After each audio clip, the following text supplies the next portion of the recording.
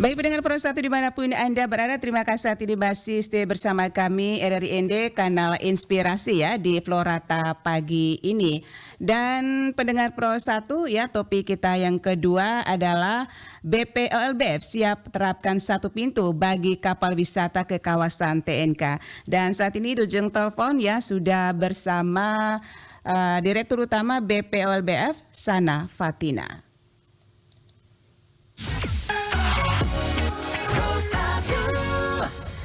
Selamat pagi Ibu Sana. Halo, selamat pagi. Ya, tentunya kami ucapkan terima kasih ya meluangkan waktu bersama Pro 1 RRIND pagi hari ini. Sama-sama. Baik, Mbak Sana, ini terkait dengan BPOLBF ya siap terapkan satu pintu bagi kapal wisata ke kawasan TNK ini. Ada apa ya?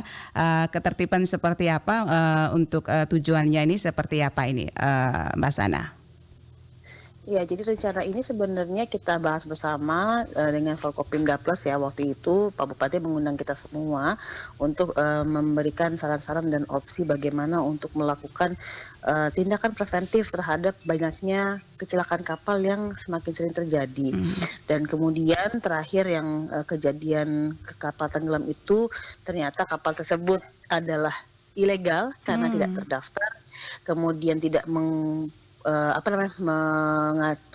memiliki izin untuk berlayar, tidak memiliki kantor di Labuan Bajo, dan kemudian ini yang unik adalah wisatawan mancanegara juga gitu kan, berarti kan ini sudah semakin tidak terkendali gitu ya. Jadi makanya waktu itu kita sepakat bersama-sama untuk membentuk satgas, dan salah satunya yang akan dilakukan adalah melakukan satu pintu untuk keberangkatan, sehingga nanti Syah Bandar bisa memantau siapa naik kapal apa, jumlah orangnya berapa, kemudian apa kapal tersebut pasti harus resmi kan, kalau nggak mungkin bisa berangkat dan lain-lainnya. Dan yang paling penting adalah wisatawan teredukasi bahwa mereka nggak bisa nih sembarangan datang dari dermaga manapun, meskipun hotelnya di mana-mana gitu kan, nggak bisa, tetap harus lewat terminal penumpang dulu di waterfront, baru mereka bisa berlayar.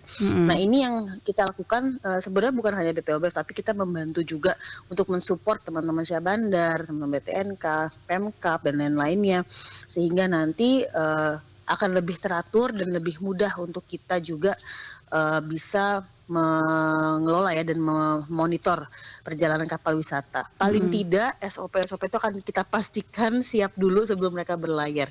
Kalau memang nanti terjadi musibah atau apa gitu ya, itu berarti memang sudah kehendak alam gitu ya. Tapi paling tidak sebagai pengelola kawasan kita berusaha untuk memberikan pelayanan yang optimal dan sesuai dengan aturan yang berlaku. Jadi ini untuk meminimalisir ya terjadi kecelakaan juga, dan saat ini juga karena di latar belakang ini banyak ya kapal-kapal ilegal ya dari wisatawan, begitu ya Pak Ibu Sana ya. Jadi tidak hanya untuk minimalisir kecelakaan, tapi juga memastikan tidak ada nih agen-agen yang penipuan liar lagi kayak sebelum-sebelumnya terjadi ya kan, karena memang semuanya akan dipastikan bahwa kalau misalkan dia berangkat pakai kapal, dia bisa ngecek nih kalau dia nggak mau naik dari pelabuhan utama, nih ada apa nih gitu kan, dan gitu-gitulah. Jadi bisa membangun dari kedua pihak untuk memonitor gitu. Ini kapal-kapal yang ada di Labuan Bajo ya, di kawasan TNK ini yang saat ini ya sedang berlabuh, mungkin apakah sudah terdaftar semua di satu pintu, Mbak Sana? Kalau kita lihat kan data di Disparnya hanya sekitar 200-an ya, dari total 400-an kapal yang beredar gitu. Tapi kita terus melakukan pembenahan, karena memang pada saat pandemi kemarin kan tidak mungkin kita memaksa untuk kapal yang melakukan renovasi apa segala macam, karena kan memang lagi situasi sulit ya. Tapi sekarang dengan demand wisata yang udah mulai tinggi, mulai kembali pulih, saya pikir semua teman-teman industri pun sudah harus mulai kembali lagi nih beroperasi dengan optimal ya, dengan maksimal gitu ya, utamanya dengan safety-nya dan lain-lainnya. Jadi kita sambil mengupdate data tersebut. Nah, itu bagian dari salah satu tugas satgasnya kan, ada dua nih ya. Ada yang fokusnya di legalitas, nanti sampai bikin perdanya apa segala macam gitu ya. Sama lagi ada yang bagiannya di teknis operasional, ngawasin bentuk kapalnya harus kayak gimana gitu. Terus kemudian apa yang harus ada aja safety-nya. Terus kemudian apakah si ABK dan kaptennya bisa menggunakan alat-alat radio yang ada gitu kan. Jadi jangan terlalu alatnya canggih, orangnya nggak bisa pakai gitu-gitu lah. Jadi membantu semuanya untuk lebih concern mengoptimalkan pelayanan di kapal wisata. Jadi semua dicek benar-benar ya Mbak Sana ya? Oke, dan nanti BPOLBF sendiri ini berkolaborasi bekerjasama dengan beberapa instansi terkait ya, begitu ya, untuk mengamankan Ya, semua ya. kapal-kapal begitu ya. Betul, kita akan membuat Mm-mm. satu pintu keberangkatan gitu ya, termasuk juga untuk tentunya nggak cuma hanya untuk keberangkatan, pasti kan Mm-mm. ada untuk information centernya dan Ya. macam-macam lah ya. Jadi benar-benar service buat wisatawan sehingga mereka bisa mendapatkan experience juga yang emang bermakna gitu ya ketika lewat pelabuhan, nggak cuma sekedar dia datang boarding, tapi di situ dia bisa dapat macam-macam informasi. Jadi itu akan menjadi satu kesatuan pengalaman berwisata di Labuan Bajo. Iya, jadi pemberlakuan ini baik untuk kapal dalam negeri sini dan luar negeri, yang pasti yang memiliki kapal tersebut pasti sudah mengetahui semua ya peraturan yang saat ini sedang berlaku, Mbak Sana ya. Ya kita sih sudah bilang sih, mungkin dalam bulan Agustus ini kita akan terus melakukan sosialisasi dan konsolidasi. Kayak kemarin kan minggu lalu sempat dilakukan semacam sidak ke lapangan gitu kan. Kayak, orang baru mulai ngeh lagi, oh ya ini lagi dipantau dan segala macamnya. Saya pikir semangatnya adalah bukan gimana-gimana, hanya ingin mendorong semua orang memenuhi aturan yang harus berlaku gitu kan. Dan juga kita memonitor terus menerus. Jadi ini yang akan kita kawal sehingga buat mereka yang sudah patuh aturan juga terapresiasi gitu kan, bahwa memang ini digunakan tidak hanya sekedar dibuat jadi aturan saja gitu. Untuk keamanan diri sendiri juga ya, begitu Mbak Sana ya.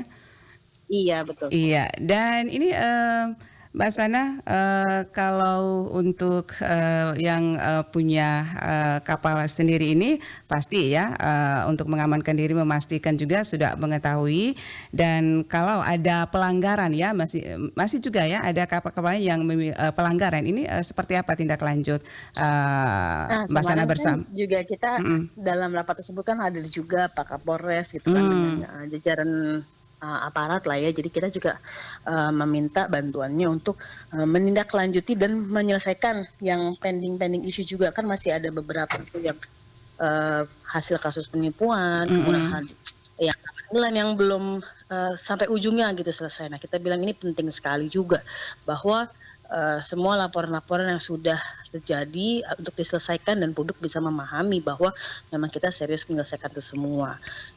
Oke, baik. Terakhir ini Mbak Sana, mungkin ada yang belum mengetahui ya dengan sistem satu pintu ini, bisa disampaikan himbauan?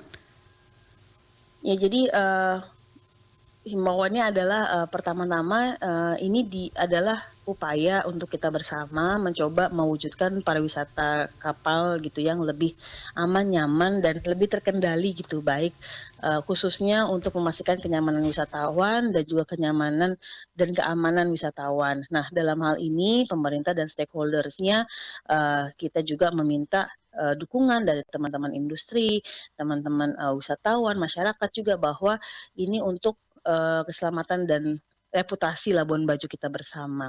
Nah, kemudian dalam pelaksanaannya nanti harapannya semua pihak bisa sama-sama saling mengingatkan dan kemudian konsisten untuk menjalankan aturan yang berlaku, dan kemudian kita juga sama-sama mendukung sehingga tidak terjadi lagi hal-hal yang tidak diinginkan, mulai dari penipuan dan lain-lainnya sampai kecelakaan kapal, karena memang sebenarnya ini adalah pengetahuan dasar ya. Kalau dulu mungkin nggak seperti sekarang ya, karena kapalnya banyak banget, jadi lebih intens gitu pengawasannya. Kalau dulu kan sedikit, jadi mungkin kita bisa lebih manage-nya lebih mudah. Kalau sekarang kan lebih sulit karena jauh lebih banyak. Jadi itu pelajaran juga kami bersama.